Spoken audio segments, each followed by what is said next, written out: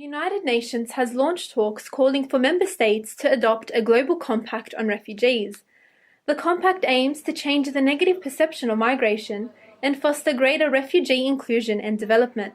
Amal McKenney, volunteer of St Macarius Charity, says change first begins on a local level. The St Macarius Charity currently provides hot meals for hundreds of newly arrived refugee families on a weekly basis. Everybody brings clothes and kitchen utensils and stuff that they don't need at home, and they take them. Ms McKenney says Australians do not understand the struggle refugees are facing as they seek protection. I came to Australia 40 years ago with my family, spoke English, and by choice. And I found it terribly hard to settle. They are coming to unfamiliar lifestyles. They have no idea, while facing the possibility of religious, social and political intolerance. The freedom we enjoy, we take for granted, but it's foreign to them. They've always been oppressed. They have to start from scratch. There'll be doctors that I saw doing removaling jobs, but they want to work. The UN Secretary Louise Arbour called on private citizens to share a global responsibility for refugee development. Ms McKenney says Australia should be more open to welcoming refugees.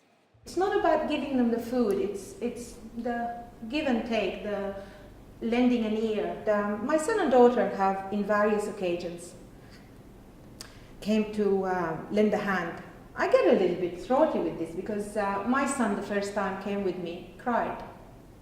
He's a 6'4" strong, muscly person that turned into tears. The effect on them was remarkable and heartwarming. Beyond local initiatives, the UN conference raised the need to strengthen government policy. The Australian Refugee Council says current policies continue to undermine liberal principles and encourage hostility amongst the public. Dominic Offner of the Edmund Rice Centre says governments need to take international obligations more seriously. The world is facing the biggest humanitarian crisis since the Second World War.